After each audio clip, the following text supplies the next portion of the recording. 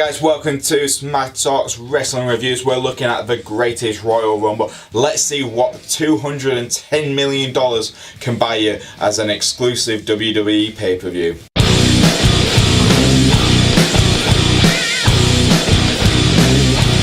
So we started off the show with John Cena taking on the game, Triple H. And how was it? It was a great way to start the show. And surprisingly, I was surprised it was the kickoff match. I honestly thought it would be the Cruiserweight, but nope, they went straight in with Big Match John and Triple H kicking the show off. And for me, it worked really well. You had John Cena doing the kid-friendly stuff, which worked. You had Triple H looking like a badass throughout it all. And the match itself was different to what I was expecting. They were given a little bit more time than what I was expecting. I think every match had a bit more time than anyone was expecting, and it worked for every single match. It helped them.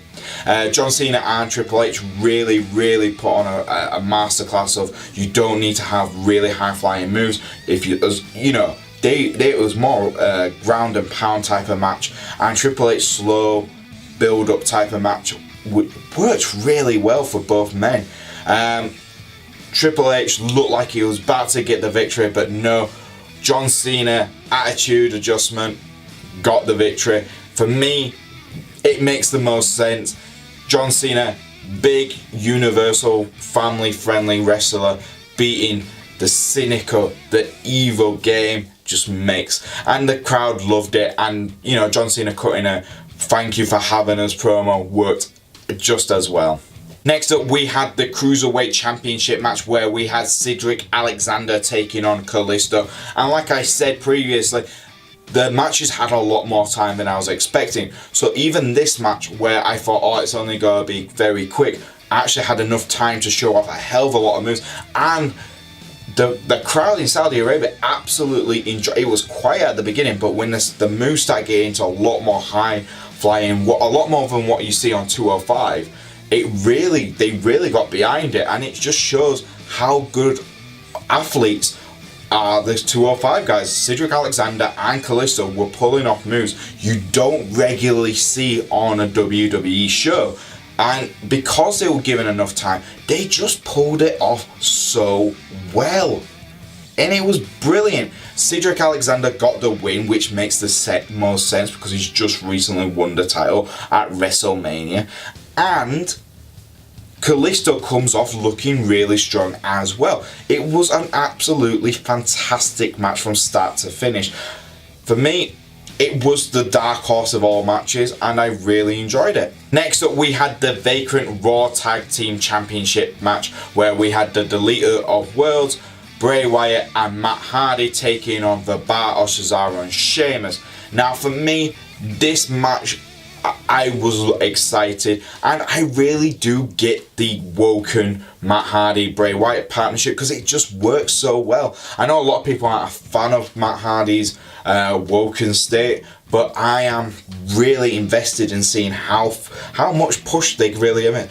Don't forget, Matt's won the Andre the Giant match at WrestleMania, and now recently just won the tag team titles at the Greatest Royal Rumble. This is just showing how much investment WWE are actually putting in him as a superstar. It's one of the biggest pushes I've ever seen them give Matt Hardy.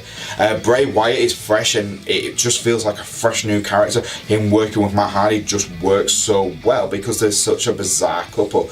And Cesaro and Sheamus are such a great tag team. I cannot wait to see what they can do on SmackDown Live. So for me, it was a good match all round. Cesaro and Sheamus obviously having the better of the moves in the ring, but entertainment-wise, Bray Wyatt and Matt Hardy were just miles ahead. So we had the United States Championship match where we had Jeff Hardy taking on Jinder Mahal, and I'm not gonna lie, Jeff Hardy had a brilliant pop from the Saudi Arabian crowd. They really were like excited to see him. But it was brilliant nonetheless. Apart from the botches, first things first, if you don't get hit, don't fall on the ground, Jinder. What the hell were you doing? Corey Graves tried to sell it on commentating, and I give Corey Graves all the credit in the world for being probably the best commentator on Raw and SmackDown right now. but my God, you could not defend Jinder Mahal's botching in this match. But it was a bad match, but the botch itself made it so bad it was funny. So I'm giving it away. And Jeff Hardy was good. Jeff Hardy's just in-ring skills are another level compared to Jinder Mahal. So I'm not taking anything away from Jeff Hardy. Jinder was terrible in this match. I was really thinking, oh, this could be one of Jinder's better matches. No, it was one of his worst matches. But there we go. Jeff won. SmackDown keep the United States Championship title, thank God. And we can move on. Next up, we had the Bludgeon Brothers taking on the Usos for the SmackDown Tag Team Championship match. And it was, for me, pretty much a squash match for the Usos. They were really strong from the start, and then the Bludgeon Brothers got the second wind and just absolutely devastated them.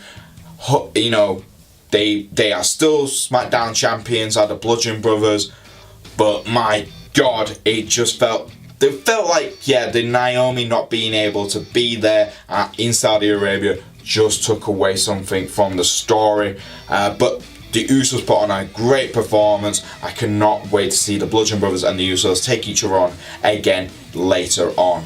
Next up, we had the ladders match for the Intercontinental Championship, where we had The Miz, Samoa Joe, Finn Bálor and Seth Rollins. And my God, this has got to go for me, the highlight reel of the show. I'm a huge fan of ladder matches. It performed well, and this was it for me.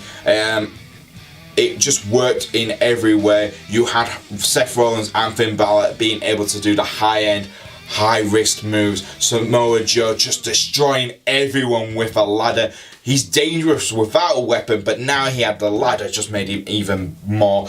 And The Miz himself was brilliant always. So for me, it was like a perfect combination. It was like a chemical reaction of brilliance in the ring, and it worked. And seeing Seth Rollins just flip from the pretty much top of the ring onto the ladder to grab the Intercontinental Champion, shocking everyone, including Finn Bálor. It was just absolutely brilliant. For me, it was the highlight reel of the whole great Royal Rumble. We had a bit where we had the Saudi prospects who have done the WWE tryouts in the ring, talking to Mike, whatever his name is, and they pretty much were saying how grateful they are for having WWE here and how much it's a big deal for that. And then the Daivaris came and they beat them up, and that was it. It was a feel good factor for the home crowd, and it worked. But I didn't realise how much Iran was not liked in Saudi Arabia. Did not know that until last night, so that's interesting. So we had the WWE Championship match of AJ Styles take on Shinsuke Nakamura, and I'm saying this straight out, this was a hell of a lot better than what we got at WrestleMania. It was hard hitting, it was exciting, they were allowed to have time to pull off moves we couldn't see at WrestleMania, and it worked brilliantly. AJ Styles was top of the game. Nakamura just feels like a legitimately dangerous heel around AJ, and AJ's emotions came into play throughout the whole match.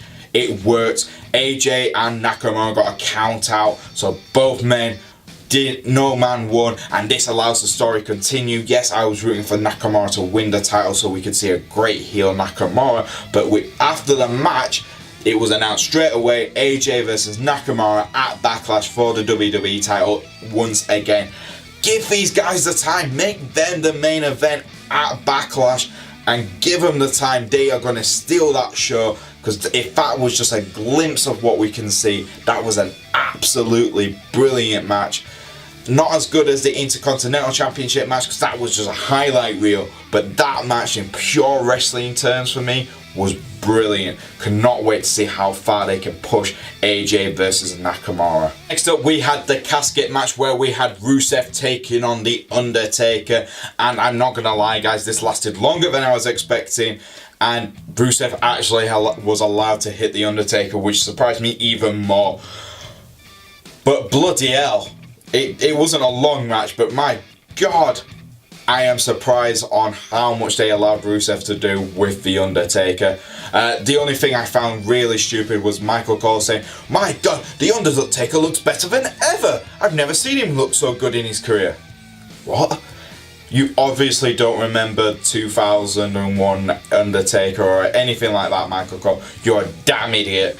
But it was better than I expected. But of course, Rusev Day got buried, and so with Aiden English as well, which was odd. But yeah, lasted longer than I expected. Rusev was allowed to hit The Undertaker, which was great. But the result was exactly what I was expecting. Undertaker won. But yeah, it was entertainment at its best. Next up, we had the steel cage match where we had the Universal Champion Brock Lesnar taking on Roman Reigns, and everyone on the planet was saying Roman Reigns is going to win this match, and Paul Heyman spoiled it last week on Raw by saying Brock Lesnar would win. Brock Lesnar did win, but in the stupidest way ever. But I'll get to that in a second. It was a good hard-hitting match. I'm not taking it anywhere. But my God, Brock Lesnar and Roman Reigns was controversial at the end. Roman speared Brock through the steel cage. Roman's feet hit the ground first.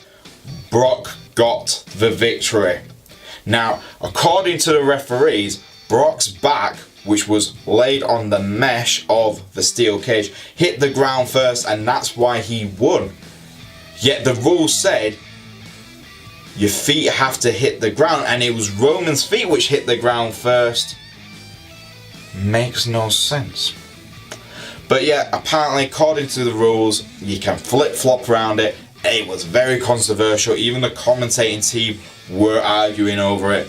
But no, it looks like we're going to see Roman versus Brock Lesnar once more, because hell, WWE have got to right this wrong, because that was a hell of a mistake they put into that match, and everyone was like, what the hell, that was stupid.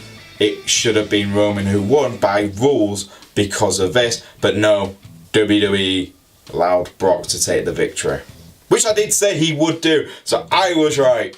This moves us on to the main event, the biggest, greatest Royal Rumble in history, as WWE would like to say.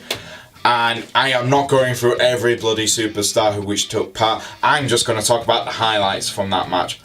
Daniel Bryan, highlight. Started at first, got to the last three in the Royal Rumble. Awesome. Titus O'Neil slipping and falling straight through underneath the ring. Brilliant. Bobby Lashley and Braun Strowman were very, I want to see that match. I want to see that match now. Braun Strowman winning the greatest Royal Rumble. Good. Jericho's pop. Brilliant. Jericho and Orton had the biggest pops in the entrances for the Royal Rumble. That was just awesome. Rey Mysterio, awesome. It just all worked together. I loved it. Yeah, it did what it needed to do. Daniel Bryan broke the record for the longest period of time in a Royal Rumble. Brilliant. Braun Strowman, the right guy to give the greatest Royal Rumble win over. So for me, the main event just worked out. And Titus O'Neil, he's made himself worldwide now. Well done, Titus. Well done. You did it. You finally made Titus worldwide. But yeah, it lived up to what I wanted it to do. There were stupid bits, there were funny bits, there were brilliant bits. And yeah, Braun Strowman winning was probably the right decision, even though I wanted Daniel Bryan and Jericho to win. Those two were my favourites, but Braun Strowman winning makes the most sense. And there you go, guys. That was the greatest Royal Rumble. What did I think? It was alright. It wasn't great. I wouldn't say it's the greatest Royal Rumble. I'd say it was a fine one. It was fine. It was, the matches were booked better than they were at WrestleMania, but the match victories were very predictable. No title changes. You can't class the Raw ones because there had to be a new champion. And let's be honest, if you got a team from Raw and a team from SmackDown fighting out for the Raw tag team titles, it's going to be the Raw team who's going to win. It was quite predictable wins, but it was a hell of an entertaining show. For visual effects, seeing the pyro again was brilliant. The crowd, it was interesting. There were some bits where I'm not sure they understood exactly what was going on. You could tell there were some die-hard fans there from Saudi, and they were brilliant, but there were some who were there who didn't really truly understand what was going on. But the whole atmosphere, the whole show itself presented brilliant. The belt they give Braun Strowman, does he keep that? Does that stay in Saudi Arabia? I don't know. The trophy looks brilliant and it was a nice trophy. But yeah, the whole show was a good house show. Well, not house show, it's a WWE exclusive show. Network exclusive show. So it was brilliant, but you could tell they were saving any title changes, any big story development for Backlash. So yeah, for me it was fine. What did you guys think? Did you enjoy it? What was your stupidest bit? Was it Jinder Mahal doing the world's worst botch, or was it Titus O'Neil falling through? You tell me in the comments below, guys. If you do like the videos, please like and subscribe. You can follow me on Twitter, I'm at Boise88. You can follow the channel itself at Smack Talk YouTube. That's right, YouTube. And you can follow us on Facebook as well at Smack Talk Wrestling. And I'll see you guys next time on Smack Talk Wrestling Reviews.